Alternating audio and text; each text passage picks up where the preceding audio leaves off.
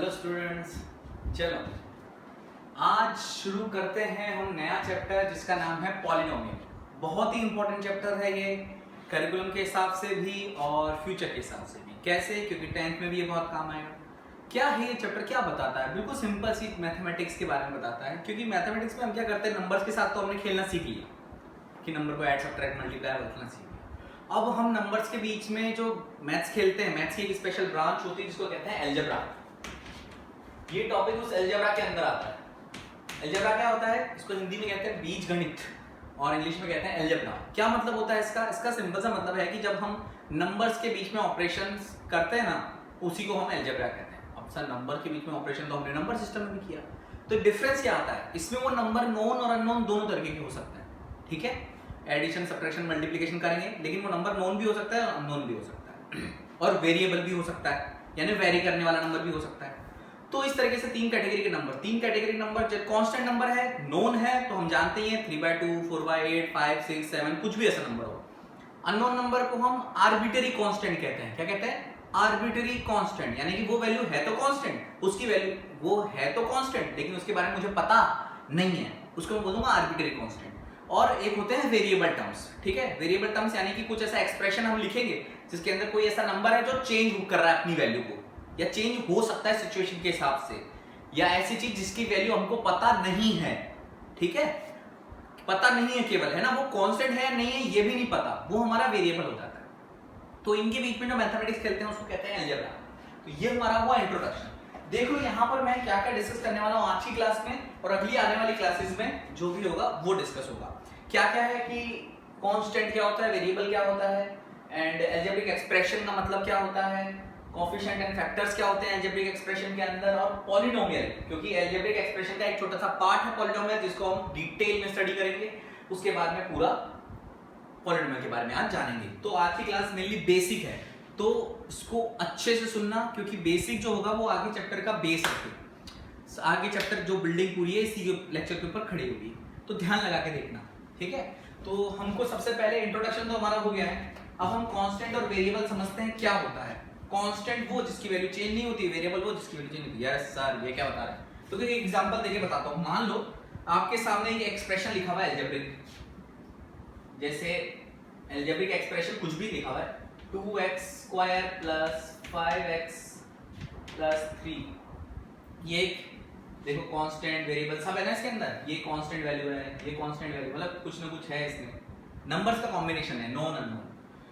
तो कांस्टेंट ये है जो चेंज नहीं हो रहा। वेरिएबल क्या है? ये जो x के फॉर्म में यहाँ पे लिखा है वेरिएबल। वो अब क्या होता है कि हम नंबर को ज्योमेट्रिकली देखना शुरू करेंगे, ग्राफ उनको बनाना आता है। तो ग्राफ जब हम बनाते हैं तो कौन सी वैल्यू को चेंज कर सकते हैं अपन? जो नहीं है, x की वैल्यू कुछ ना कुछ रखूंगा, इसकी वैल्यू 1 रख सकता हूँ, 2 रख सकता हूँ, 3 रख सकता हूँ। तो इस एक्सप्रेशन की वैल्यू मुझे कुछ ना कुछ मिलेगी अलग अलग। जब मैं 1 रखूंगा तो कुछ और मिलेगा, 0 रखूंगा तो देखो ये 0 तो 3 आ जाएगा, 1 रखूंगा तो 5 + 2 7 + 3 10 आ जाएगा।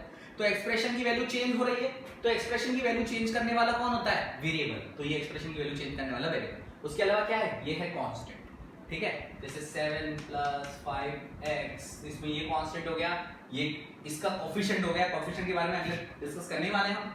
ये उसका कोएफिशिएंट हो गया x का, और ये मेरा वेरिएबल हो गया। क्लियर? तो वेरिएबल को पहचानने का तरीका, जिसकी वैल्यू चेंज करके मैं एक्सप्रेशन की वैल्यू चेंज कर सकता हूं, यानी कि जिसकी वैल्यू चेंज होने पर एक्सप्रेशन की वैल्यू चेंज हो जाएगी। क्लियर? और कभी कभी क्वेश्चन में ऐसा लिख रखा होता है, देखो समझना, ऐसा 5x + a। अब इसमें कौन वेरिएबल? इसमें a भी तो नहीं पता, लेकिन क्वेश्चन में उस टाइम गिवन होगा कि a is arbitrary constant. Arbitrary constant बोल दिया, या find the value of a, और कोई कंडीशन दे रखी होगी। समझ पा रहे हो? तो क्या होगा? ये जो a है इसका काम क्या है वहां पर? ये a एक ऐसा कांस्टेंट है जिसकी वैल्यू हमको नहीं पता, उसको बोलेंगे आर्बिटरी कांस्टेंट। कौन सा? Arbitrary constant. ये कैसा कांस्टेंट? जैसे यहाँ पर जो 5x + 7 लिखा है, तो 7 की जगह मान लो कि मेरे को क्वेश्चन को ऐसा बनाना है, क्वेश्चन बनाने वाले बनाते हैं जिसके अंदर यहाँ पर अननोन वैल्यू रख दूँ। यहाँ पर जैसे मैंने a लिख दिया था, यहाँ 5x + 7, तो एक वैल्यू कुछ भी हो सकती है, लेकिन उसने क्वेश्चन में पहले से बोल दिया आर्बिटरी कांस्टेंट, यानी कि वो है तो कांस्टेंट, उसकी वैल्यू नहीं पता बस। यहाँ पर ये x क्या है, वेरिएबल, क्योंकि इसके बारे में ये वेरिएबल बोला गया क्योंकि इस एक्सप्रेशन की वैल्यू चेंज किस हिसाब से होगी, x की वैल्यू अलग अलग रखूंगा तो ये पूरा एक्सप्रेशन चेंज हो जाएगा। 0 रखूंगा तो a हो जाएगा, 1 रखूंगा तो 5 प्लस a हो जाएगा, 2 रखूंगा तो 10 प्लस a हो जाएगा। ये तो एक्सप्रेशन x की डिफरेंट वैल्यूज पे अलग अलग वैल्यू दे रहा है, इस वजह से ये x क्या बन गया, यहाँ पे वेरिएबल बन गया। तो वेरिएबल की पहचान आ गई आपको। तो हमने क्या, कांस्टेंट का मतलब समझ लिया, जिसकी वैल्यू चेंज नहीं होती है, वेरिएबल वो जो चेंज कर सकते हैं और जिसकी वजह से पूरे एक्सप्रेशन की वैल्यू चेंज होती है। तो ये तो हमने समझ लिया कांस्टेंट और वेरिएबल को। देखो समझना, ये छोटी छोटी चीजें हैं जो आपको याद रहनी चाहिए, आप अपनी लैंग्वेज में भी लिख सकते हो क्योंकि एग्जाम में पूछी नहीं जाएंगी, ये आपको समझनी होती है। एल्जेब्रिक एक्सप्रेशन ये जरूर लिख लेना, इसकी डेफिनेशन बताता हूँ। एल्जेब्रिक एक्सप्रेशन का मतलब होता है combination of constant and variable is known as algebraic expression. Combination of constant and variable is algebraic expression. Okay ठीक है, बढ़िया, बहुत अच्छे। तो किस तरह का कॉम्बिनेशन दिखाई देगा, जैसे मैंने क्या एल्जेब्रिक एक्सप्रेशन यहाँ पे लिखा ही था, फिर से लिख के दिखाता हूँ। 7√x प्लस 5xy प्लस 3, ये एल्जेब्रिक एक्सप्रेशन है। देखो x वेरिएबल है, 7 उसका मल्टीपल है यानी फैक्टर है, सॉरी कोफिशिएंट है, x y ये दोनों आपके पास वेरिएबल्स हैं। x की वैल्यू चेंज करोगे तब भी इसकी वैल्यू चेंज होगी, y की करोगे तब भी चेंज होगी, ये है कांस्टेंट। तो कांस्टेंट नंबर्स और वेरिएबल का कुछ कॉम्बिनेशन मैंने बिठाया, तो ये क्या बन गया, एक एल्जेब्रिक एक्सप्रेशन बन गया। 7x³ plus 5y³ plus 8z³, ये भी क्या बन गया, एल्जेब्रिक एक्सप्रेशन बन गया। अच्छा, ये पॉलिनोमियल भी है, पॉलिनोमियल के बारे में बताऊंगा, ठीक है। 5x प्लस 7 होल पावर 1/3, ये भी क्या है, एल्जेब्रिक एक्सप्रेशन। देखो ना, वेरिएबल कुछ ना कुछ पावर है, कुछ भी है, तो ये क्या बन गया मेरा, एल्जेब्रिक एक्सप्रेशन बन गया। एल्जेब्रिक एक्सप्रेशन बन गया, अब क्या करेंगे, एल्जेब्रिक एक्सप्रेशन मतलब समझ में आ गया। कोफिशिएंट और फैक्टर्स क्या होते हैं? कोफिशिएंट का मतलब जो भी आपके पास वेरिएबल हैं उसके साथ कौन मल्टीप्लाई में है, वो उस वेरिएबल वाली टर्म का कोफिशिएंट बन जाता है। फिर से बताता हूं, जैसे यहां पर ये √x है, मतलब x वेरिएबल है, उसकी पावर √x मतलब उसकी पावर हाफ है, उसका कोफिशिएंट कौन है, 7, तो 7 इज कोफिशिएंट ऑफ √x, ऐसा बोलूंगा, 7 इज कोफिशिएंट ऑफ √x। यहाँ पर xy खुद एक देखो, x इंटू y करूंगा तो पहले ये एक वेरिएबल टर्म खुद बन रही है ना, तो इसका कोफिशिएंट कौन है, 5, तो 5 इज कोफिशिएंट ऑफ xy। अगर मैं ऐसा लिखा होता कहीं पर 7√x plus 5xy plus 6x² plus 9xy² plus 334 जैसा मान लीजिए, ये भी एल्जेब्रिक एक्सप्रेशन है। इसमें देखो √x का कोफिशिएंट 7, xy का कोफिशिएंट 5, मतलब xy एक टर्म जैसे मानूंगा, वेरिएबल की टर्म है, x² दूसरी तरह की टर्म होगी क्योंकि इसमें x की पावर अलग है इससे, मतलब x मल्टीप्लिकेशन है ना, x² है, ये xy है, तो टर्म को अलग पहचानना है। सिमिलर टर्म वही होती है, 8th क्लास में हमने पढ़ा है, लाइक टर्म्स और अनलाइक टर्म्स। लाइक टर्म्स वो होती है जिसमें वेरिएबल और वेरिएबल की पावर सेम हो, वेरिएबल भी सेम हो और वेरिएबल की पावर भी सेम हो, वो लाइक टर्म्स होती हैं। और अनलाइक टर्म्स कौन सी होती हैं, जिसके अंदर बस और क्या, वेरिएबल या तो अलग हो जाए या उनकी पावर अलग हो जाए, सिंपल। तो क्या होगा, ये एक टर्म है, ये अलग टर्म है, ये अलग टर्म है, वो कांस्टेंट टर्म है, ये अलग टर्म है, तो √x का कोफिशिएंट 7, कोई बोले xy का कोफिशिएंट 5, कोई बोले x² का कोफिशिएंट 6, कोई बोले xy² का कोफिशिएंट 9, कोई बोले कांस्टेंट टर्म 34। तो कांस्टेंट टर्म वो होता है जिसमें वेरिएबल की पावर 0 होती है, समझ में आई बात, क्योंकि कांस्टेंट में क्या है, या तो x की पावर 0 या y की पावर 0 ऐसा कुछ है, या तो x की पावर 0 है ऐसा, क्योंकि किसी भी नंबर की पावर तो 0 ही होता है, तो सॉरी किसी नंबर की पावर 0 यानी कि 1 होता है, तो x की पावर 0 यानी कि 1, तो 34 से 1 ही तो मल्टीप्लाई, इसलिए तो 34 का 34 था। यहाँ पर भी देखो वेरिएबल की पावर 0 है, इसीलिए 3 बन जा 3, यहाँ पे 3 लिखा हुआ था। तो ऐसी टर्म जहां पे वेरिएबल की पावर 0 होती है उसको कांस्टेंट टर्म कहते हैं। ऐसी टर्म लिख लेना, the term which have power 0 of variable is constant term, other than that term all are variable terms, the number multiplied to the variables are the coefficient of those terms, the number multiplied by the variables are the coefficient of those terms, clear। ये हमने coefficient का मतलब समझ लिया और constant term का मतलब समझ लिया। अब बात करेंगे फैक्टर्स की। किसकी बात करेंगे? फैक्टर्स की। ये सब लिख लेना एग्जांपल खुद से, जो मैं समझा रहा हूं ना उसको लिखना, समझना अच्छे से। बेसिक क्लास है तो मैक्सिमम पार्ट डिस्कशन का है, क्वेश्चन का पार्ट यहां से स्टार्ट होगा जब हम वैल्यूज ऑफ पॉलिनोमियल और ये सब निकालेंगे, ज्योमेट्रिक मीनिंग ऑफ, ये सब बिल्कुल समझने वाली बातें। एग्जांपल छोटे छोटे जो बातें बोल रहा हूँ उसको हैशटैग नोट बना के लिखो। अलजेब्रिक एक्सप्रेशन का मतलब लिखा, कोएफिशिएंट का मतलब लिखा, कांस्टेंट टर्म का मतलब लिखा, ये चीज को मेंशन करो इस तरह से एग्जांपल लिख के, ऐसा एग्जांपल लिखो, फिर बोलो कांस्टेंट टर्म है, वेरिएबल की पावर 0 है, इस तरह से नोट करो, नोट्स बनाओ अच्छे से। उसके बाद में क्योंकि आगे रिवाइज करोगे तो काम आएगा ना, फैक्टर्स। किसी बात करेंगे? फैक्टर्स। फैक्टर का मतलब क्या होता है? देखो हम नंबर से ही समझेंगे। बहुत साल पहले की बात है, जब हम छोटे छोटे बच्चे थे तो हमको मैडम कहती थी कि बेटा, सर भी कह सकते हैं इसमें क्या है, कि बेटा तेरा सामने मैंने एक नंबर लिखा 28, इसके फैक्टर्स निकालो। क्या करते थे?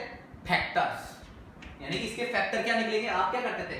मैडम मैं बताता हूँ, क्या बताती हूँ, 2 1 2 4 2 7 जा 7 जा, ऐसे करते थे। फिर बोलते थे सर देखो 2 × 2 × 7, ये इसके फैक्टर हो गए। वेरी गुड, बहुत अच्छे, शाबाश। फैक्टर्स का मतलब क्या होगा इसका मतलब? यानी कि ये जो नंबर आपने लिखा है वो किन नंबर के मल्टीप्लिकेशन से बना है, यही मतलब होता है। तो 2 2 7 are the factors of 28। Simple. अब अलजेब्रिक एक्सप्रेशन में भी कोई ना कोई अलजेब्रिक एक्सप्रेशन कैसे ना कैसे फॉर्म में होता है, वो किन्हीं ना किन्हीं दूसरी नंबर्स या कोएफिशिएंट या कांस्टेंट किसी ना किसी के मल्टीप्लिकेशन से बना होगा। तो वो जो जिनके मल्टीप्लिकेशन से वो बना है वो उसके क्या बन जाएंगे? फैक्टर। अलजेब्रिक एक्सप्रेशन या पॉलिनोमियल जिन नंबर्स या जिन टर्म्स के मल्टीप्लिकेशन से बना है वो टर्म्स उसकी क्या हो जाते हैं? फैक्टर्स हो जाते हैं। तो 7x जैसे मैंने लिखा, 7x किस किस के मल्टीप्लिकेशन से बना है? 7 and x, तो ये इसके फैक्टर हो गए ना, सिंपल सिंपल। वैसे देखा जाए तो इसका एक ही फैक्टर है, वेरिएबल वाला, ये तो उसका कोएफिशिएंट है, मल्टीप्लिकेशन से बना है। जैसे मैंने लिखा 5x² y, ये किस किस के मल्टीप्लिकेशन से बना है? 5 × x × x × y, ठीक है, 5 × x x² मतलब x, तो ये इसके फैक्टर्स हो गए x x y और 5। तो कोई भी टर्म, कोई भी अलजेब्रिक टर्म या कोई भी अलजेब्रिक एक्सप्रेशन जिन नंबर्स के मल्टीप्लिकेशन से बना है वो उसके क्या हो जाते हैं? फैक्टर हो जाते हैं। ठीक है, जैसे मैंने आपके सामने ऐसा लिख दिया, मान लो x + 5 × x + 5। एक्चुअल में ये जो है x² + 10x + 25 ये एक्सप्रेशन था, ठीक है, 10x ये एक्सप्रेशन था। मुझे पता चला ये क्या है, ध्यान से समझना, ये मैं यहाँ पे सिखाऊंगा अभी केवल एग्जांपल के लिए समझो कि x² + 10x + 25 लिखा हुआ था। मैंने देखा ये कब आता है? जब x + 5 का मैं होल स्क्वायर करता हूँ तब ये आता है a² + b² + 2ab, 2 × x × 5, 10x आ गया ना। इसका मतलब ये जो एक्सप्रेशन मेरे पास ये क्वेश्चन है, इसके फैक्टर बताओ, तो मेरे को ये पता चला, तो मैंने क्या किया, ये किस किस से मिलके बना है? x + 5 और x + 5, इन दोनों के मल्टीप्लिकेशन से मिलके बना, यानी कि इस एक्सप्रेशन के ये दोनों क्या हो गए? फैक्टर हो गए। समझ गए? तो ये एक्सप्रेशन था, इसके ये दोनों क्या हो गए? फैक्टर हो गए। यानी कि ये अलजेब्रिक एक्सप्रेशन इन दोनों के मल्टीप्लिकेशन से मिलके बना हुआ था। ये होता है फैक्टर का मतलब। तो कोएफिशिएंट का मतलब समझिए आप और फैक्टर का मतलब समझिए। तो जैसे ये एक टर्म थी, उसके अंदर ये हो गया कोएफिशिएंट और ये क्या हो गया उसके? फैक्टर। क्लियर? तो ये हो गया इसका कोएफिशिएंट, ये कोई टर्म थी अलजेब्रिक एक्सप्रेशन के अंदर 5x² y, तो इसके अंदर 5 हो गया इसका कोएफिशिएंट और x और y इसके क्या हो गए? फैक्टर्स। इस तरह से आपको देखना होता है, सिंपल है। तो हमने कोएफिशिएंट का मतलब समझ लिया, फैक्टर का मतलब समझ लिया। अब हम बात करेंगे पॉलिनोमियल की डेफिनेशन, डिग्री एंड टाइप की। उसके लिए ये तो अगली क्लास का टॉपिक्स है, अगली क्लास में डिस्कस करेंगे। अभी मिटा देता हूं, नोट कर लो आप स्क्रीन को पॉज करके कि क्या क्या चीजें हम जानने वाले हैं। इसमें इंपॉर्टेंट टॉपिक ये रिमाइंडर थ्योरम है ही, और फैक्टराइजेशन मेथड इंपॉर्टेंट है, और आइडेंटिटीज का यूज करके हम फैक्टराइजेशन करते हैं। तो एप्लीकेशंस के अंदर वैरायटी ऑफ क्वेश्चंस होंगे, ठीक है। अब देखते हैं क्या होता है आपका polynomial.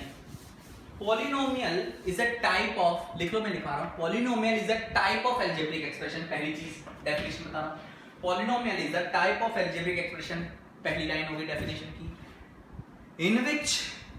In which power of variable is always a whole number, always a whole number.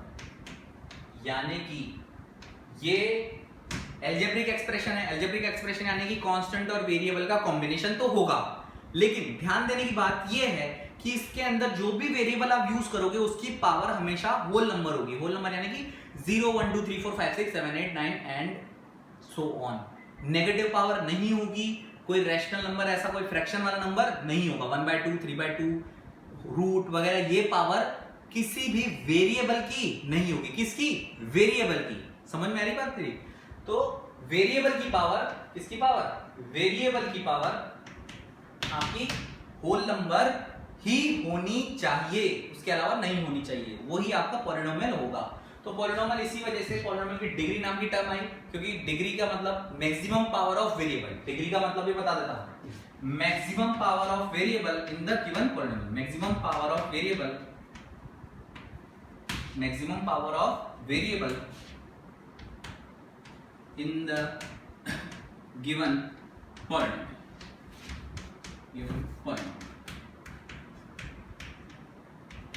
एक एग्जांपल से समझते हैं। पहले पॉलिनोमियल का मतलब और उसकी डिग्री दोनों साथ में खटाखट खटाखट करते हैं। चलो ये लिख लेना।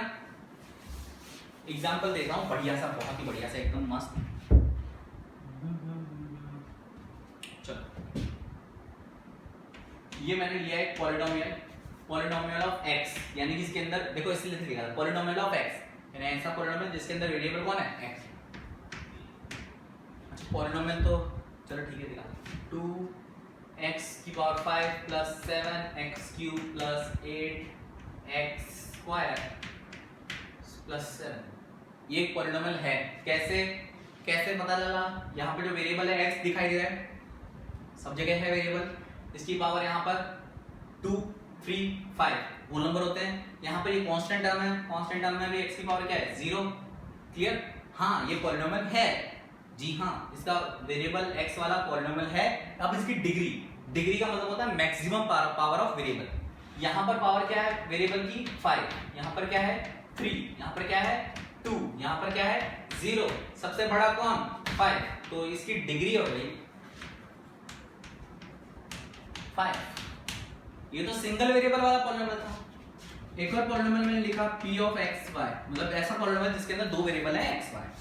तो मैंने लिखा 7x square y plus 8x cube plus 9y square x plus 7y cube. अब यहां पर y पावर 4, सॉरी यहां पर देखा जाए तो डिग्री इसकी पूछूं तो क्या होगा?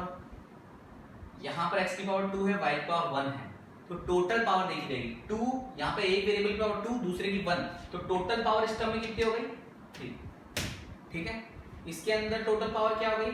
3, इसके अंदर टोटल पावर 2 + 1 3, इसके पास टोटल पावर कितनी हो गई? 4। अगर मैं y क्यूब लिखता तो 3 होती, तो सब में कंपेयर करते तो क्या होता? 3 आता, लेकिन अभी इस टर्म में जीत ली बाजी, तो इसकी पावर 4 आ गया, तो इसकी डिग्री क्या हो गई? इसकी डिग्री हो गई 4। ऐसे 3 वेरिएबल होंगे तो आप तीनों वेरिएबल में क्या करोगे? सेम सारी पावर को ऐड करके पता लगाओगे कि किसकी पावर ज्यादा है, किसकी पावर ज्यादा, वो आपका क्या हो जाएगा? डिग्री ऑफ पॉलिनोमियल हो जाएगा। अब और भी पढ़ते हैं, क्या हो सकता है दूसरा? अगर मैंने कहा कि कोई आपका एल्जेब्रिक एक्सप्रेशन, कोई भी एल्जेब्रिक एक्सप्रेशन इस तरह का दिखाई दे रहा है, p of x is equal to, ध्यान देना, 5x square plus 7√x plus 9। पहली चीज, क्या ये पॉलिनोमियल है? क्या ये एक्सप्रेशन हाँ या ना? पहले खुद सोचना, मंथन करना, फिर देखना। मेरे हिसाब से ये पॉलिनोमियल नहीं है। सोचो क्यों? यहाँ पर x की पावर क्या है 2, यहाँ पर x का रूट है यानी पावर है हाफ, और यहाँ पे तो x की पावर 0 है ही, इसमें तो कोई इशू है नहीं। यहाँ पर पावर हाफ आ गई। कोई भी ऐसा एक्सप्रेशन जिसके अंदर वेरिएबल की पावर होल नंबर हो वही पॉलिनोमियल होता है। x की पावर हाफ गई, हाफ होल नंबर है क्या? नहीं। तो this is a algebraic expression but it is not a polynomial, not a polynomial. अब एक और चीज ध्यान देने की, मैंने ऐसे लिखा root 2x² plus 5x³ plus 9, ये मैंने एक अलजेब्रिक एक्सप्रेशन लिखा। क्या ये पॉलिनोमियल है? यहाँ पर वेरिएबल की पावर कितनी है 2, इसको मत देखो भैया, ये तो कोएफिशिएंट है। यहाँ पे वेरिएबल की पावर क्या है 2, यहाँ पे वेरिएबल की पावर क्या है 3, यहाँ पर वेरिएबल की पावर बाय डिफॉल्ट 0 होती है। इसका मतलब क्या ये पॉलिनोमियल है? हाँ। कोएफिशिएंट की पावर कुछ भी हो, कोएफिशिएंट कैसा भी हो, इरेशनल रैशनल, उससे अपन को मतलब नहीं है। कोएफिशिएंट एक रियल नंबर है ना, काफी है, लेकिन जो आपके वेरिएबल हैं उसकी पावर आपको देखनी है कि वो होल नंबर होनी चाहिए। तो हाँ मतलब यस, ये पॉलिनोमियल है क्योंकि इसमें यहाँ पावर 2, यहाँ पावर 3 और यहाँ पावर 0 है। अच्छा, मैंने अगर ऐसे नंबर लिख लिया कि polynomial of x is equal to, लिख दिया मैंने 5, केवल 5, एक नंबर लिख दिया, मतलब क्या ये पॉलिनोमियल है? हाँ है, क्योंकि 5 का मतलब by default x power 0, p of y is equal to, अगर मैं 7 लिखा हूं इसका मतलब 7y की पावर क्या है 0 है। तो 0 एक होल नंबर होता है क्या? हाँ होता है, यानी कि केवल मैंने एक नंबर लिखा है ना, p ऑफ x या p of y is equal to कोई एक नंबर लिखा है तो वो भी पॉलिनोमियल है जिसकी डिग्री क्या है, क्योंकि इसमें पावर क्या है 0, तो इसकी डिग्री क्या है 0, तो वेरिएबल की मैक्सिमम पावर 0, तो इसकी डिग्री क्या है 0। सिंपल है। इसी तरीके से आप पॉलिनोमियल को पहचानते हैं और मैक्सिमम पावर ऑफ वेरिएबल को देखकर उसकी डिग्री पता लगाते हैं। मैं एक शीट शेयर करूंगा जिसके अंदर इस तरह के क्वेश्चन होंगे, डिग्री फाइंड आउट करना, पॉलिनोमियल है या नहीं है ये पहचानना, ठीक है, कोएफिशिएंट, फैक्टर पहचानना। 8th क्लास का थोड़ा बहुत है लेकिन आपको ये समझना पड़ेगा तभी आप आगे बढ़ेंगे। अब पॉलिनोमियल की क्या पढ़ेंगे हम? टाइप्स, बिल्कुल बेसिक टाइप्स। ये नोट करना सारी चीजें बेटा। डिग्री 0 वाला कौन होता है? कांस्टेंट वैल्यू होती है केवल, उसके अंदर वेरिएबल टर्म नहीं होती है। और डिग्री 1 वाला जिसमें x की पावर या y की पावर जो भी वेरिएबल है उसकी पावर 1 होगी, है ना। और आपके पास 2 डिग्री वाला यानी कि वेरिएबल की पावर 2 मैक्सिमम, वेरिएबल की पावर 3 मैक्सिमम, तो डिग्री 3 इसी तरीके से देखना होता है। अब type on the basis of degree, on the basis of term, तो टाइप अलग अलग होते हैं। क्लासिफिकेशन समझ लो, on the basis of number of terms, on the basis of number of terms, और दूसरा ऑन द है, ये बंदा नहीं है, ठीक है, on the basis of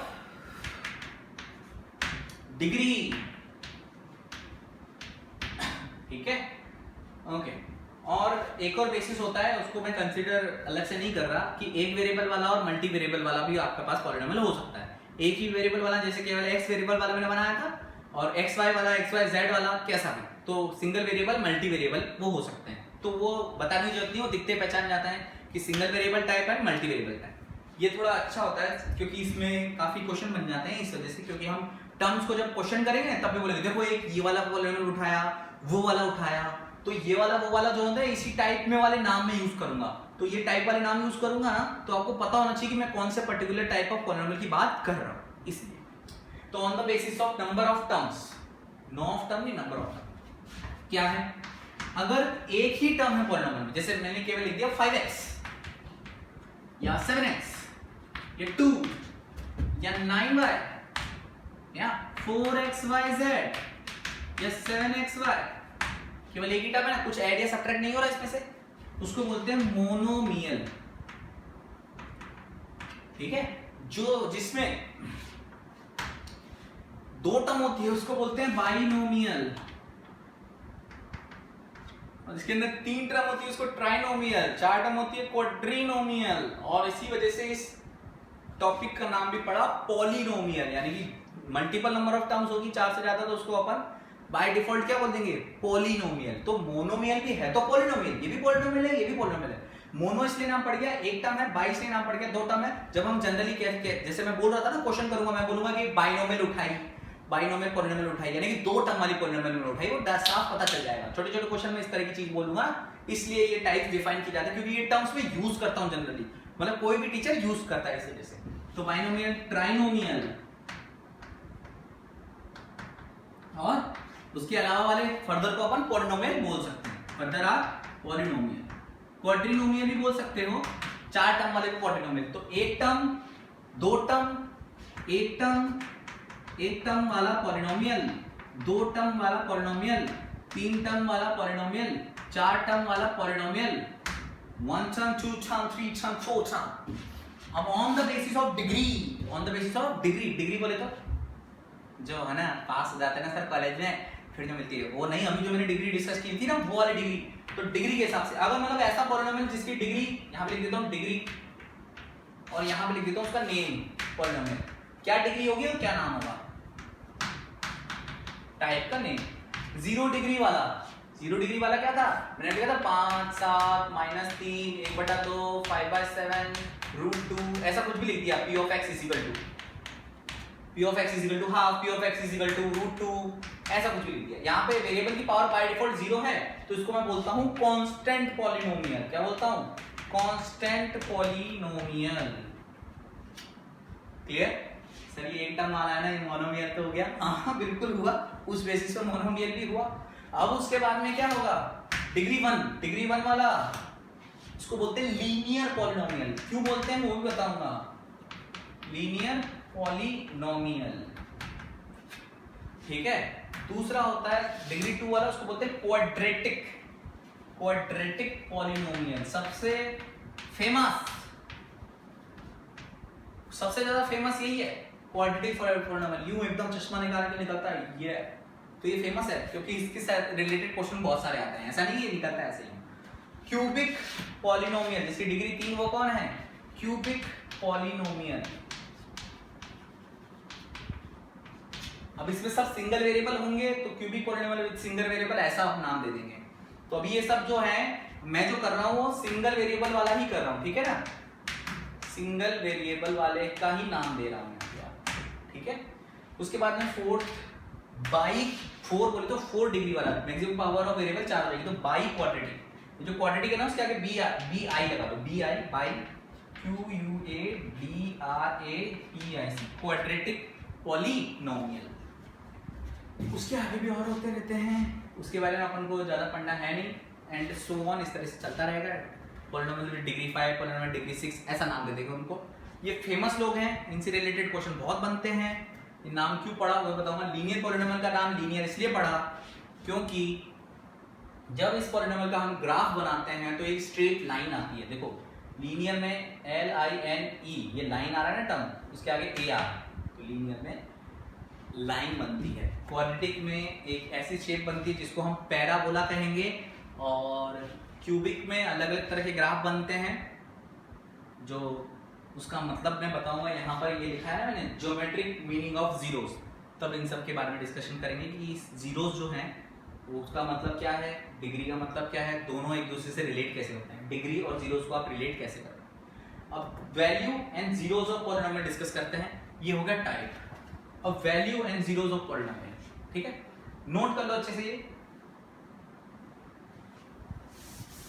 screen को पॉज करके नोट कर लेना। अब किसकी बात करेंगे हम, अब बात करेंगे value and zeros of polynomial. ये मिटा देना।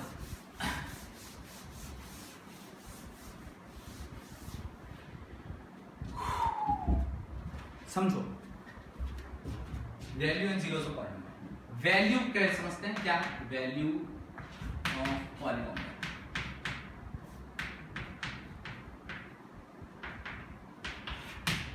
ऐसे मान लो कोई आपको पॉलिनोमियल दे रखा है, सिंपल सा लेंगे, ज्यादा टाइम नहीं वेस्ट करेंगे। ये कौन से वाला मुझे बताओगे तुम लोग, कौन सा पॉलिनोमियल है ये, on the basis of terms binomial, 2 term है। On the basis of degree linear, क्योंकि यहाँ पे x की पावर क्या है 1, यहाँ पे x की पावर बाय डिफॉल्ट 0, और ये p ऑफ x लिखा है, यानी कि ऐसा वेरिएबल है, ऐसा पॉलिनोमियल है, ऐसा पॉलिनोमियल है, ऐसा पॉलिनोमियल है जिसकी अंदर वेरिएबल x है। क्लियर, 2 टर्म वाला बाइनोमियल, x की पावर 1 वाला लीनियर, तो लीनियर है।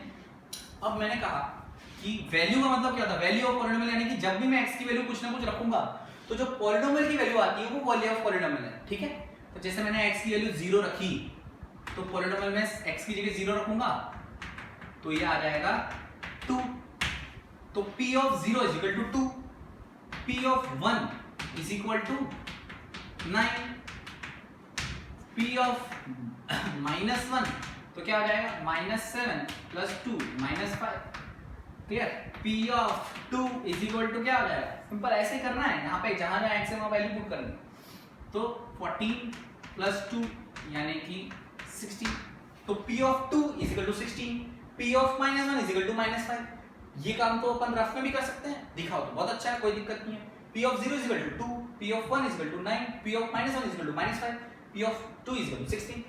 ये है, these are the values of polynomial at these points, at these values of x या at these points। as these points क्यों बोला मैंने? क्योंकि अगले टॉपिक से मुझे रिलेट करना है, पॉइंट्स का मतलब।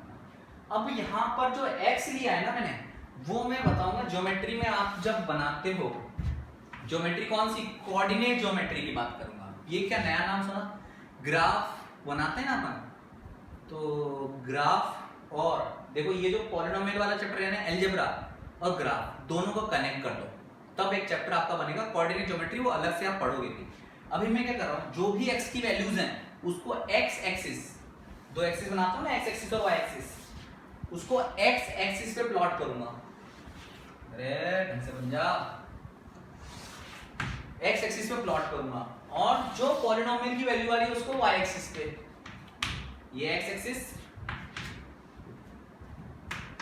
और ये y एक्सिस। क्लियर? अब x की वैल्यू क्या क्या रखी? जैसे मैंने p ऑफ 0, ठीक है, ऐसे करके मैं और भी करूंगा। p ऑफ 1 तो 0, जो जो मैंने x की वैल्यू रखी वो यहाँ 0 1 -1 2 और बस ऐसे ही चलता रहेगा। ये किया मैंने, 4 पॉइंट हो गए ना। तो -1 से चालू किया, जैसे मान लो -1 पे क्या है, -5 वैल्यू, ऐसा यहाँ पर 1 2 3 4 5 -5। तो ये मैं ग्राफ बनाना सीखूंगा। अब मेन पॉइंट मेरा ग्राफ बनाना तो है, वो तो बात की बात है। पहले ये समझो वैल्यू का मतलब क्या है, ये मैं कनेक्ट करूंगा अभी, तब एक्सप्लेन करता हूँ। वैल्यू ऑफ पॉलिनोमियल, जो भी x की वैल्यू रखेंगे तो जो पॉलिनोमियल की वैल्यू आती है ये वैल्यू ऑफ पॉलिनोमियल होता है। अब जीरो ऑफ पॉलिनोमियल का मतलब समझाता हूँ। इसका मतलब zero of polynomial, zero of polynomial समझने से पहले इस ग्राफ को कंप्लीट कर लेते हैं, फिर जीरो पे लौटेंगे, फिर ये दोनों टॉपिक साथ में अपने हो जाएंगे। समझना। अब मैं प्लॉट करता हूँ -1 पे -5, -1 पे -5, ठीक है।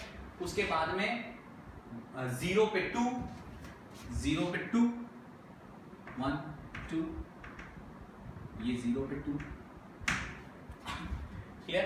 फिर 1 पे 9, 1 पे 9 1 2 3 4 5 6 7 8 9, 1 पे ये हो गया 9। तो ये लाइन दिखाई दे रही है आपको, ध्यान से देखो तो आप जब नोटबुक में बनाओगे तो एक ऐसी स्ट्रेट लाइन पूरी बनेगी। और मैंने कहा था इसका नाम क्या होता है, लीनियर पॉलिनोमियल। क्यों? क्योंकि जब इसको प्लॉट करते हैं, प्लॉट करने वाला x की वैल्यू रखेंगे और y की वैल्यू रखेंगे, उन पॉइंट्स को मिलाएंगे तो हमारे पास जो ग्राफ बनेगा वो एक स्ट्रेट लाइन होगी। क्या होगी? Straight line.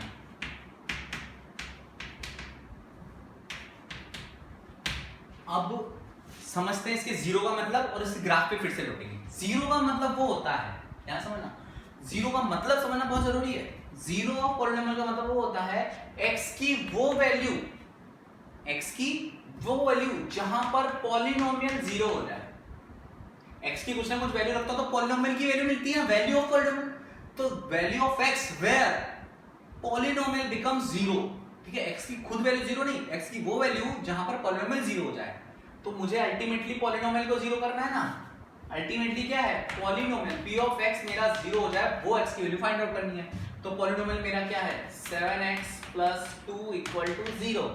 तो x = -2, देखो -2 7 इधर डिवाइड में जाएगा, -2/7, ठीक है।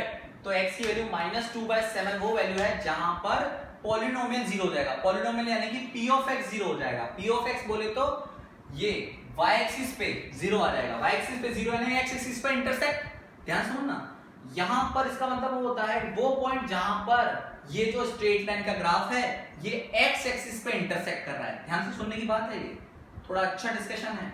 मैंने क्या कहा, पॉलिनोमियल ऑफ जीरो का मतलब वो होता है एक्स की वो वैल्यू जहां पर पॉलिनोमियल जीरो है, यानी कि ये -2/7 is zero of polynomial, is zero of polynomial. -2/7 is given polynomial का जीरो है, यानी कि -2/7 में एक्स की लेके रखूंगा, खुद रख के देखो, -2/7 7 कटेगा, -2 + 2 0 हो जाएगा, कोई दिक्कत है नहीं। ओके, तो वो क्या दिखाता है कि यानी कि जब मैं इन पॉलिनोमियल का ग्राफ बनाऊंगा ना तो वो ग्राफ एक्स एक्सिस पे जिस पॉइंट पे कट कर रहा होगा ना वही जीरो ऑफ पॉलिनोमियल होता है। एक्स एक्सिस पे जिस जगह कट कर रहा होता है या इंटरसेक्ट कर रहा है। तो ये पॉइंट देखो नेगेटिव है, हाँ भाई नेगेटिव है। 2/7 देखो, तुमको मैंने रियल नंबर लाइन पे नंबर पुट कर प्लॉट करना सिखाया था, तो आपको ये जो दिख रहा है -1 और 0 के बीच में ये जो पॉइंट है एग्जैक्टली -2/7। कुछ ऐसा अच्छा एग्जांपल भी लेके दिख लेंगे, इसमें कोई इशू नहीं। मतलब समझने की कोशिश करना, मतलब ये है कि आपके जीरो पॉलिनोमियल का मतलब वो है एक्स की वो वैल्यू जहां पर पॉलिनोमियल जीरो हो जाता है। दूसरी चीज उसका ज्योमेट्रिक मतलब ये है कि जब हम उस पॉलिनोमियल का ग्राफ बनाएंगे, अभी लीनियर की बात कर रहा हूं, तो जब भी मैं उस पॉलिनोमियल का ग्राफ बनाऊंगा तो वो ग्राफ एक्स एक्सिस पे जिस पॉइंट पे इंटरसेक्ट कर रहा है वो point he zero of polynomial होता है। समझ गए? मैथमेटिकली भी समझ गए जहां पे पॉलिनोमियल की value zero, graphically and geometrically भी समझ गए जहां पर वो एक्स एक्सिस को इंटरसेक्ट करता है। कौन?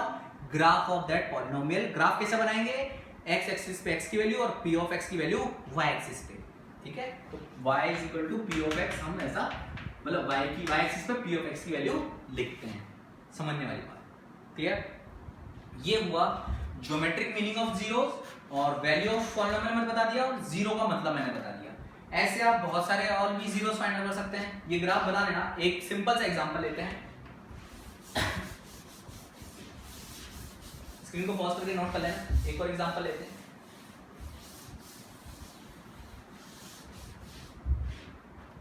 जैसे मैंने लिया एक पॉलिनोमियल आपको दे रखा है x + 3 x - 1 और x - 2। ये आपको पॉलिनोमियल दोनों को मल्टीप्लाई करके कुछ था, मैंने पहले से आपके लिए फैक्टर बना के रखे, क्योंकि फैक्टराइजेशन हमने अभी सीखा नहीं है ना, तो पहले से मैंने फैक्टर बना के रखे हैं। मैं कह रहा हूं कि इसके जीरोस फाइंड आउट करो। मैंने बोला फाइंड जीरो या zeros of p of x polynomial. तो जीरोस का मतलब क्या था? जीरोस वो होते हैं जहां पर पॉलिनोमियल की वैल्यू जीरो हो जाती है। सिंस फॉर जीरोस के लिए पॉलिनोमियल की वैल्यू जीरो हो जाएगी। प्रोसेस ध्यान देना। तो पॉलिनोमियल कौन है? x - 1 clear into x - 2 equal to मेरा जीरो है। समझ लो, दो नंबर का मल्टीप्लिकेशन जीरो है। कोई भी दो नंबर का मल्टीप्लिकेशन, ये रफ में समझा रहा हूं, ध्यान देना, लिखना नहीं होता क्वेश्चन में, ये आपको दिमाग में समझना होता है। कोई भी दो नंबर का मल्टीप्लिकेशन जीरो कब होगा? जब या तो एक नंबर जीरो या दूसरा नंबर जीरो हो, तभी हो सकता है। उसके अलावा सोच के देखो, कभी हो सकता है क्या? नहीं हो सकता। दो नंबर का मल्टीप्लिकेशन जीरो तभी होगा जब उनमें से कोई ना कोई एक नंबर जीरो हो। ठीक है, तो या तो a जीरो है और b जीरो है। ये जीरो होगा तब भी जीरो हो जाएगा, ये जीरो होगा तो और कंडीशन लगा दी मैंने कि ये भी जीरो, ये भी जीरो, दोनों में से कोई भी एक अगर जीरो हो जाए तो आपका ये कंडीशन ट्रू हो जाएगी। तो इसमें भी यही करेंगे, या तो x - 1 जीरो है और x - 2 जीरो है, और लगाया है, एंड भी लगाया है। एंड में होता है दोनों कंपलसरी। वो कब आएगा? जैसे a + b = 0 लिखा हुआ है और दोनों नंबर पॉजिटिव बोल रखे हैं, बोला कि a और b दोनों पॉजिटिव नंबर हैं और या नॉन नेगेटिव बोल रखे हैं, नॉन नेगेटिव ज्यादा कम होगी। तो दो का एडिशन अगर जीरो है तो आप क्या बोलोगे? a = 0 और b = 0 पर ही ये सत्य हो सकता है नॉन नेगेटिव नंबर के केस में। है नेगेटिव केस में तो हो सकता है ना, ये 2 हो और ये -2 हो, तब तो हो सकता है, लेकिन नॉन नेगेटिव केस में ऐसे हो सकता है। तब एंड कंडीशन लगेगी, तब ऐसे थोड़ी कि ऑन हो जाएगा, तब एंड कंडीशन लगेगी। तो ये छोटी छोटी चीजें हैं जो आज बेसिक है, डिस्कशन कर रहा हूं, हमेशा याद रखने वाली चीजें हैं। ओके, तो x - 1 = 0 और x - 2 = 0। तो इससे x = क्या आ गया? 1 और x = 2। तो देखो x की वैल्यू 1 रखूंगा तो 1 - 1 0, तो ये 0 बन रहा है, या 2 रखूंगा तो जब मैं 1 रख रहा हूं तो ये माइनस आ रहा है ना, इससे मल्टीप्लाई क्या फर्क पड़ रहा है? तो 0 है। ओके, तो इन दोनों में तो ये मेरे पास 2 जीरोस आ गए, इसका मतलब क्या आ गया 2 जीरोस। इसकी डिग्री क्या थी, इसको जब मैं मल्टीप्लाई करता तो ये आता मेरे पास x square minus 3x plus 2, इसको मल्टीप्लाई करके देख लेना ये आएगा, ठीक है। इसका मतलब ये देखो ये पॉलिनोमियल कैसा था, ये पॉलिनोमियल 2 डिग्री वाला है। कितनी डिग्री वाला है, 2 डिग्री वाला, यानी कि क्वाड्रेटिक है, 2 डिग्री वाला है। इसके जीरोस कितने हैं, 2 हैं। एक भी आ सकता था लेकिन मैक्सिमम नंबर ऑफ जीरोस 2 ही है। ऐसे में अगर क्यूबिक लिखता तो उसके मैक्सिमम नंबर ऑफ जीरोस कितने आते, 3 आते। अभी मैंने क्या बताया, ये लिया मैंने क्वाड्रेटिक यानी 2 डिग्री वाले के जीरोस भी 2 आए। अब इसका मतलब क्या निकला, जब मैं इसका ग्राफ बनाऊंगा ना, इसका जब मैं ग्राफ बनाऊंगा, ये नोट कर लेना अच्छे से, जब इसका मैं ग्राफ बनाऊंगा, इसका ग्राफ मैं पहले से आपको बता देता हूं कैसे आता है। हमेशा इसी तरीके का ग्राफ आएगा।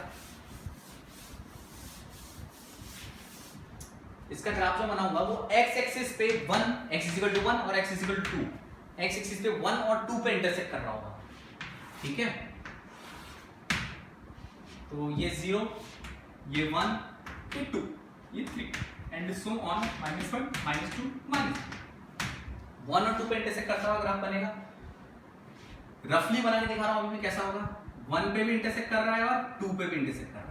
अब 1 और 2 पे इंटरसेक्ट करते हुए ग्राफ में कैसे बना सकता हूं, 2 तरीके से बना सकता हूं, या तो मैं ऐसे बनाऊं, समझने की कोशिश करना, या ऐसे बनाऊं, ठीक है। तो इस तरह से भी बना सकता हूं, इस तरह से भी बना सकता हूं। अभी मैंने डॉटेड बनाया है, तो इसमें से कौन सा करेक्ट है, ये वाला करेक्ट है। सर आपको सपने आएगा ये वाला करेक्ट है, हैं? हमको तो पता नहीं चला कैसे है सर, ऐसा बताता हूं कैसे। देखो मैंने ग्राफ बना के देखे हैं और तुम आगे प्रैक्टिस भी करोगे तो उसका मैं बेसिक्स बता देता हूं कैसे। जैसे पॉलिनोमियल ऑफ x को जनरली, क्वाड्रेटिक कोई भी पॉलिनोमियल वो जनरली कैसा दिखाई देता है, ax² plus bx plus c। अभी जो दिख रहा है उसमें भी देखो ना, x² का कोएफिशिएंट 1 है तो a की जगह 1 है, x का कोएफिशिएंट -3 है तो b की जगह -3 है, कांस्टेंट टर्म 2 है तो c की जगह 2 है। तो जनरली देखा जाए तो ऐसा ही दिखाई देगा। इसमें जब भी x² का कोएफिशिएंट यानी कि ये जो a है, जैसे उसमें 1 है, वो जब भी मेरा पॉजिटिव होता है, 0 से बड़ा यानी कि क्या पॉजिटिव होता है, तो ग्राफ मेरा ऐसे ही बनता है, जैसे बाल्टी भर रही है ना, बाल्टी जो भी है ये, इसको बोलते हैं पैराबोला। वैसे ग्राफ को क्या बोलते हैं, पैराबोलिक कर्व। क्या बोलते हैं इसको, पैराबोलिक कर्व, क्योंकि ये कर्व के जैसा आता है इसलिए, और इस कर्व का नाम है पैराबोलिक कर्व। और जब भी मेरा ये आगे माइनस होता, मेरा p of x is equal to minus of something x² minus 3x minus 2 ऐसा कुछ होता, तब जो मेरा ग्राफ आता वो हमेशा इस तरीके का आएगा, ठीक है। ये और पॉजिटिव होता है ऐसा आएगा। ये कैसे किया मैंने, वैल्यूज पुट करके किया और बस, कोई इसमें दिक्कत की बात नहीं। तो आपकी मेहनत थोड़ी मैंने बचा दी, याद रखने चीज है, ठीक है। अब देखो यहां पे मैं थोड़ा अच्छा सा बना देता हूं इस ग्राफ को।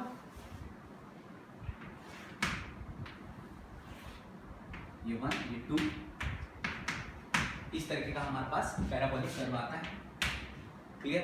तो हमने पहले ग्राफ जो कांस्टेंट पॉलिनोमियल जिसके अंदर डिग्री 0 होती है उसका ग्राफ तो हमने बताया नहीं, क्योंकि वो x एक्सिस पे इंटरसेक्ट करेगा ही नहीं ना, कांस्टेंट है, वो सीधी लाइन के जैसा आएगा, वो भी स्ट्रेट लाइन आएगा लेकिन पैरेलल टू x एक्सिस आएगा।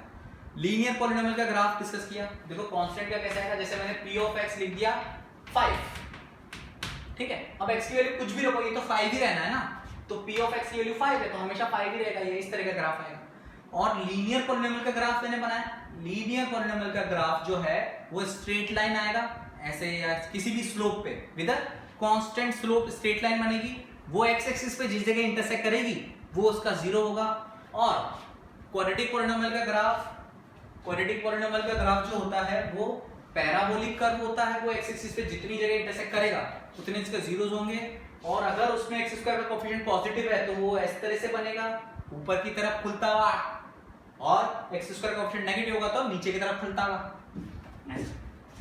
ऐसा बनेगा। ये हुआ इसका ग्राफ के बारे में डिस्कशन। कभी कभी ग्राफ इसका ऐसे आ जाता है, ऐसा है, ये x एक्सिस पे इंटरसेक्ट कर ही नहीं रहा तो इसके जीरोस होंगे ही नहीं, है ना, जीरोस नहीं होंगे क्योंकि x एक्सिस पे इंटरसेक्ट करेगा उतने ही जीरोस। तो दो जगह इंटरसेक्ट कर रहा है तो दो जीरोस एक ही जगह टच करता हुआ भी हो जाता है। कभी कभी ग्राफ ऐसा हो जाता है कि आपका ग्राफ ऐसे एक्स एक्सिस पे एक जगह टच करके निकल रहा है ना, तो उसका एक ही जीरो होगा जहां पे वो टच कर रहा है। दो जगह कर रहा है तो अब तीन जगह तो कर नहीं सकता, तो मैक्सिमम नंबर ऑफ इसके इंटरसेक्ट क्या हो सकते हैं इस शेप के, दो ही हो सकते हैं। और क्वाड्रेटिक की डिग्री भी क्या होती है, दो, तो मैक्सिमम नंबर ऑफ जीरोस इसमें कितने हो सकते हैं, दो। क्यूबिक जो होता है उसमें मैक्सिमम इंटरसेक्शन हो सकते हैं तीन, ठीक है, तो उसमें नंबर ऑफ जीरोस होंगे तीन। तो जितनी जगह वो एक्स एक्सिस पे इंटरसेक्ट कर रहा है वो हमको देखना है। ये नोट कर लो, क्यूबिक का दिखाता हूं कैसा होता है। देखो ये एक्स एक्सिस, ये वाई एक्सिस, कोई ऐसा ग्राफ है, ये इस तरह, ये एक जगह, ये दूसरी जगह और ये तीसरी जगह। वाई एक्सिस पे मत देख लेना, केवल एक्स एक्सिस पे देखना कितनी जगह है ना, ऐसा नहीं 1 2 3 4 सर 4 ऐसा नहीं करना है, 1 2 3 ऐसा 1 2 3 हो गया खत्म। ये हमने क्या किया, क्यूबिक का कोई ग्राफ बनाया, यानी कि इसके अंदर तीन जीरोस हैं, ये उससे ज्यादा वाला का भी हो सकता है, लेकिन ये जिस पॉलिनोमियल का ग्राफ है ना उसके जीरोस कितने हैं, तीन हैं। ये क्वाड्रेटिक तो नहीं हो सकता पहली चीज, क्योंकि क्वाड्रेटिक में मैक्सिमम नंबर ऑफ 2 है। क्यूबिक हो सकता है, बाई क्वाड्रेटिक हो सकता है ना, क्योंकि बाई क्वाड्रेटिक में ऐसा हो कि मान लो कि एक जीरो जो हो वो दो बार आ रहा है ना, कुछ भी हो सकता है। तो मैक्स इसमें तीन है, जो भी ये पॉलिनोमियल है ना उसके कितने जीरोस हैं, उसके तीन जीरोस हैं। क्यों, क्योंकि ये तीन जगह इंटरसेक्ट कर रहा है, तीन डिफरेंट जीरोस, ठीक है। इस तरीके से हमको करना पड़ता है। मान लो चार जगह कर रहा हो तो उस गिवन पर जिसका भी वो ग्राफ है उसके कितने जीरोस हैं, चार जीरोस। एक्स एक्सिस पे जितने इंटरसेक्शन उतने जीरोस। और क्वाड्रेटिक में मैक्सिमम नंबर ऑफ 2 होते हैं, 1 भी हो सकता है और 0 भी हो सकता है, क्योंकि डिग्री 2 तो मैक्सिमम नंबर ऑफ जीरोस भी 2, डिग्री 3 तो मैक्सिमम नंबर ऑफ जीरोस 3 से कम भी हो सकते हैं। क्लियर, क्योंकि अगर ग्राफ किसी पॉलिनोमियल का ऐसा बन रहा है, ये अब देखो एक्स एक्सिस पे काट ही नहीं, या एक्स एक्सिस पे एक ही जगह काट रहा है ऐसे ही, है ना, तो कुछ ना कुछ ऐसा हो, या इस तरह का ग्राफ बन रहा हो, ये ठीक है, कुछ ना कुछ ऐसी वैल्यू है ही नहीं उस पॉलिनोमियल में जहां वो कटे, तो उसमें क्यूबिक वगैरह कुछ भी हो सकता है ना। कोई ग्राफ ऐसा बन रहा हो, ये मैं मन से बना रहा हूं, वैसे मैं क्या दिखाना चाहता हूँ, दो जगह इंटरसेक्ट किया, ये कोई मान लो नहीं उतनी पावर वाला पॉलिनोमियल होगा, कैसे ग्राफ बन रहे होंगे, तो ये दो जगह इंटरसेक्ट किया तो इसके जीरोस कितने, दो हैं, बस अपन को ये देखना है कि एक्स एक्सिस पे इंटरसेक्ट कितना है। अच्छा, ये तो हमारा क्या क्या बना दिया। ये क्लास तो हुई खत्म, ज्योमेट्रिकल मीनिंग ऑफ हमने जीरोस समझ लिया, जीरोस कैसे फाइंड आउट करते हैं ये समझ लिया हमने, और अगली क्लास में हम उसके एप्लीकेशंस और फैक्टराइजेशन मेथड, रिमाइंडर थ्योरम ये सब जानेंगे। Thank you.